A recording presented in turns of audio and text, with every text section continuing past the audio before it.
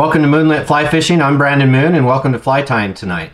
Tonight we're going to be tying up what I call the Enchanted Dark Prince Nymph. I like dark nymphs. They hold color really well in the water depths, and this one's no exception. I also like to add contrasting colors to my flies and bugs, and this one I do with some bright colors, which I like as well. With that, we'll go ahead and get started real quick. The hook that we're using today is the Moonlit Premium Tōtā ML 502 1X Strong Jig Hook. I'm tying this in a size 14. I tie it anywhere from a size 8 all the way to a size 16. You can substitute the ML 501s for some smaller sizes if you'd like. The 502 just adds a little bit of extra weight. The thread that I'm using is the SFLY Classic Wax 12/0 Floral Pink. You can see I'm going to start right behind the bead and wrap all the way back just below the bend of the hook, using the tag end to create a nice smooth underbody. At which point I'm going to trim out my thread and create a little bit of a small bulge there just below the bend of the hook. Now I'm going to take and tie in my tail. I'm going to take two black SFLY goose biots, and I'm going to take them and I'm going to make sure that they're going opposite directions with the curvature of the biot, which I'll show you here in just a second. You can see how they curve away from each other naturally. We'll even out the tips. Now I'm going to measure that, and I want it to be about 3/4 of the length of the hook shank for the length of the tail. I'm going to put those right along the side of that. I'm going to go with a somewhat loose wrap, and I'm going to keep the biots pinched. I'm going to go over and another wrap, and then I'm going to go in between the first biot and make sure that everything locks in and is in place, to where I'm going to start cinching down tighter on these wraps to lock it in place. Trim out the goose biots right behind the bead. Now we're just going to finish securing that down, and you can see that the biots will flare out on occasion as I'm doing so. So I'm just going to take and use my fingers to push that back in so that I can capture it and secure it all the way down and create a nice smooth underbody to this fly. The underbody is the base of your fly. It's important to have as smooth and even body as possible. Let's make sure that we capture that last little biot piece with our thread so that we can create that smooth underbody. Now we're going to go back to the starting point of the tail where we tied it in, just there towards the bend of the hook. I'm going to take a Magpie Premium Wild Barred Turkey Biot in Gray Drake, at which point I'm going to moisten it up. And then I'm going to make sure that I'm tying the ridge of this biot down to the base of the hook point. Excuse my dog's barking here. Now I'm going to create a little bit of a taper to my body. I like a nice slim tapered profile to this. And we'll do that going forwards and backwards a couple times. On the larger flies, I do like to use the 8/0 versus the 12/0. So when I move up to a size 10 and 8, I'm going to go to the 8/0 thread.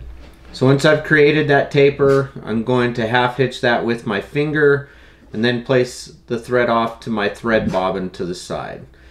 I'm now going to take my hackle pliers and I'm going to wrap using this rotary feature on the Nirvana V2 vise to create nice, smooth, even tapered wraps of this biot. And we're going to wrap that all the way up to the front of this bead, because when I tie this in and lock it in place, it's going to give me about 3/4 of that hook shank for the biot and 1/4 for my thorax, which is important here. So we'll take that off, hook point off, or the hackle pliers off. We'll set our thread off to the side on the bobbin rest. That's so that when I trim out that biot, I don't take and actually trim out my thread. I'll just finish securing that down and move my thread all the way up to the front point of the hook. I'm going to take a 1/32 inch Rose Pink Holographic Tinsel from Seer Fly. And you can see I've got that just to the side at an angle, some loose wraps as I pull that tinsel all the way through so that I don't have that tag end showing anymore. And we're going to use that 1/4 point for our thorax.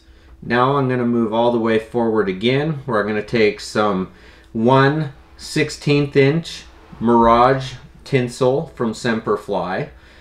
And I'm going to do the exact same thing and replicate that process one more time.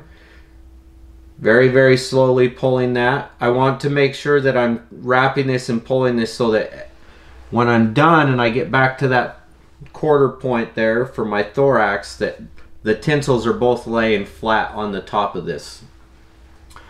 I'm going to take some new Moonlit Pine Squirrel Dubbing in black, and I'm just going to take a very small amount here just so I can start my thorax. We'll just wrap that just a little bit right there. I don't want to wrap forward too far because this is where I'm going to tie in my legs.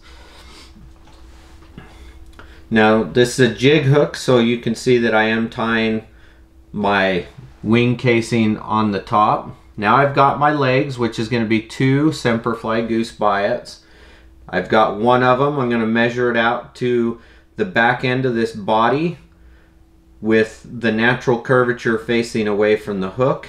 We'll tie that in over the top 2 or 3 times and then in front to lock it in place 1. Then we're going to duplicate that process on the other side.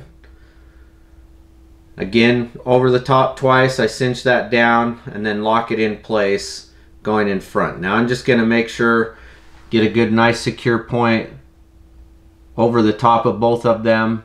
Trim that out as close as I can. You can see there is a little bit of a point there, but we're going to be all right. We take some more Moonlit Pine Squirrel Dubbing in black. Really good dubbing. I don't need a lot. And I'm just going to cover, and I'm going to use the dubbing to help push those fibers of the goose biot back. Now I'm going to pull loosely to the side that Mirage Tinsel, right there, and then where it's loose I can adjust it so that it centers over the top of that. And I'm going to duplicate that same process with the Rose Pink Tinsel. We'll secure that down, pull it back, put a couple wraps there. Now I'm just going to take and trim out the tinsel, and you can see the tinsel lays backwards, which is what I need it to do. At this point we're going to take and half hitch this with a couple half hitches, and you can see that this gives me a hot spot collar on this fly as well as a hot spot butt to this fly, which I like, as well as the bead with the head. Each of those colors contrast. I'm going to take some Solarez thin hard, and I'm just going to put some over the top of that wing case, and you can see it just gives a nice little wing case there. Put that on. Now we're going to take the Moonlit UV pin and cure that up for just a couple seconds, and it'll be done. Doesn't take too long. That's going to give us a nice sheen. You can see the fluorescent colors with the UV light.